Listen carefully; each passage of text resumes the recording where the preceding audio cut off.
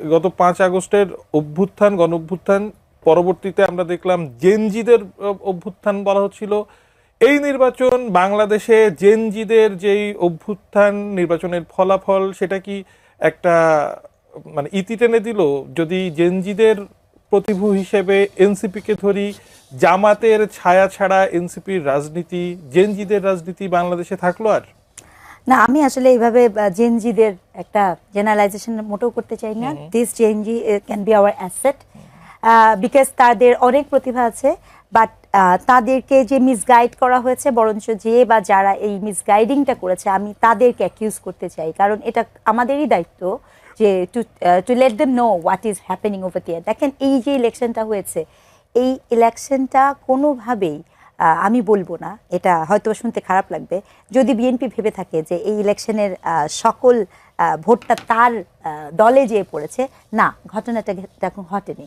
গত 1.5 বছরে even including এই জেনজি বলেন, যারা এই করেছে, তারা আসলে এই ভোটটা এই জন্য দিয়েছে বিকজ তারা মবকে না বলেছে, বিকজ তারা নারীর প্রতি বিদ্বেষমূলক অনলাইন বুলিংকে না বলেছে, বিকজ তারা মাঝার ভাঙা, আপনার মন্দির ভাঙা, সংখ্যালঘুদের উপরে আক্রমণ, তাদেরকে না বলেছে। এবং তারা সর্বোচ্চ ক্ষেত্রে যেটা করতে চেয়েছে, যে তারা চেয়েছে যে এই যে যেই বিষয়গুলো আপনি করছেন, এই বিষয়গুলোতে যে একটা তাদের যে মতামত, কারণ এতটাই আতঙ্ক তৈরি করা হয়েছিল যে সামনে এসে মানুষ কথা বলতেও কিন্তু ভীতবোধ করেছে।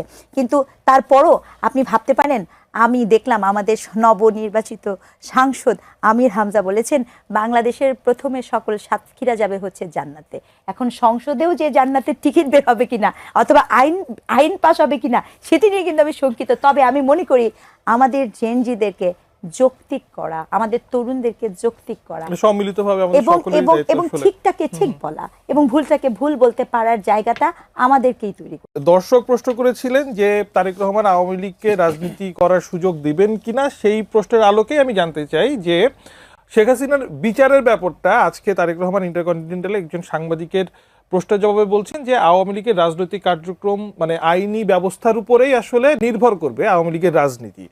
আমি জানতে চাই যে আওয়ামী লীগের রাজনৈতিক কার্যক্রমের উপরে নির্বাহী আদেশের যে স্থগিতাদেশটা আছে, সেটা একটি সেই বিষয়ে একটা সিদ্ধান্ত তো তাহলে তারেক রহমানকে নিতে হচ্ছে অচিরেই। আমার মনে হয় কি, এর আগে মানে এর আগে এটা জানা জরুরি ছিল আসলে কি নির্বাহী আদেশে এরকম কোনো সিদ্ধান্ত নেওয়া যায় কিনা, এবং সেটি ইনভেস্টিগেট করাটা খুবই জরুরি। আমি একদম স্পষ্ট একটা অবস্থান বলি, দেখেন, বাংলাদেশ আওয়ামী লীগের অনেক প্রচুর দায় আছে। বাংলাদেশ আওয়ামী লীগ এই দেশের মানুষজনকে, এই দেশের যারা আমরা বিশ্বাস করি সম অধিকারে, বিশ্বাস করি একটা স্বাধীন ইসেতে, তাদেরকে এমন জায়গায় নিয়ে যে দাঁড় করিয়েছে, এমন নৈতিক জায়গাতে নিয়ে যে দাঁড় করিয়েছে যেখানে আমরা কখনো ভাবিনি যে আমাদেরকে স্বাধীনতার 54 বছর পরে এসে এই রকম সিদ্ধান্ত নিতে হবে, আমাদেরকে মুক্তিযুদ্ধের ইতিহাস নতুন করে জানতে হবে, শিখতে হবে। এর দায় আওয়ামী লীগকে নিতে হবে। প্রথম কথা হচ্ছে এটা। দ্বিতীয় কথা, বাংলাদেশ আওয়ামী লীগের অনেক অজস্র অজস্র ভুল, সেই ভুলের দায় আওয়ামী লীগকে নিতে হবে। তো এখন কথা হচ্ছে যে আওয়ামী লীগকে সমর্থন করার সাথে সম্পর্কিত না, আলাপটা হচ্ছে, আমি সবসময় বলি আপনি সব কিছু একটা প্রসেসের মধ্যে দিয়ে যান, এমন প্রসেসের মধ্যে দিয়ে যান যাতে করে সেটি নিয়ে কোনো কথা না উঠতে পারে। যেই প্রক্রিয়াতে আপনি এই এই এই বিষয়টা কি করা হয়েছে, সেটি আসলে কোনোভাবে আমার মনে হয়নি যে আওয়ামী লীগকে মানে শাস্তি দেয়া, শিক্ষা দেওয়ার নিমিত্তে করা হয়েছে। বরঞ্চ আমার মনে হয়েছে যে আজকে যদি আওয়ামী লীগ ইলেকশন করার সুযোগ পেত, তাহলে কি আর মানে আপনি এত মানে আমরা এত গত কতদিন কত কিছু বললাম, ওখানে তো মানে হয়তো বা কেউ দাঁড়াতেই পারতো না। তো এই যে ব্যাপারগুলো আপনি কী কারণে করেছেন, এই উদ্দেশ্যটা তো সৎ উদ্দেশ্য না। আপনি কি আসলেই বিচার করেছেন? আপনি কি আসলে আওয়ামী লীগকে ওই কাঠগড়ায় নিতে পেরেছেন?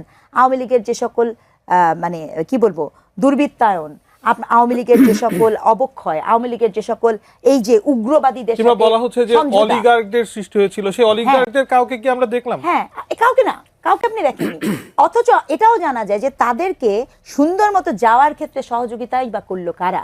কাজে এই যে একটা মানুষ পটে সকলের সামনে একটা আমাদের সামনে একটা দেওয়া, নির্বাহী আদেশ দেয়, এবং এত বড় একটি দলকে আন্ডারগ্রাউন্ডে পাঠিয়ে দিয়ে এই যে জননিরাপত্তাকে আপনার প্রশ্নবিদ্ধ করা এবং মানুষকে গণতান্ত্রিক চর্চাতে, এটা তো সত্য কথা, এটা তো আমাকে অস্বীকার করার কোনো উপায় নাই, এই দলটির তো কোটির উপরে সমর্থন গোষ্ঠী আছে, তাহলে এই সমর্থক গোষ্ঠীর কথা আপনাকে চিন্তা করতে হবে, প্রবলেমকে নিশ্চিত করতে হবে। এখন সেক্ষেত্রে যে নির্বাহী আদেশ দেয়া হয়েছিল সেই নির্বাহী আদেশটি আইনগতভাবে কার্যকর কিনা আমি মনে করি না যে এক্ষেত্রে জনাব তারেক রহমানের ইনভলভ হওয়া উচিত, একদম স্পষ্টত। রাদার ওই আদেশটি আইনগতভাবে মানে একেবারে কার্যকর স্বাধীনভাবে থাকে কিনা আইনের উপরেই ছেড়ে দেওয়া সেটি উচিত। বিচার বিভাগের কাছে দেন, ছেড়ে দেওয়া সেই উচিত। সিদ্ধান্তটা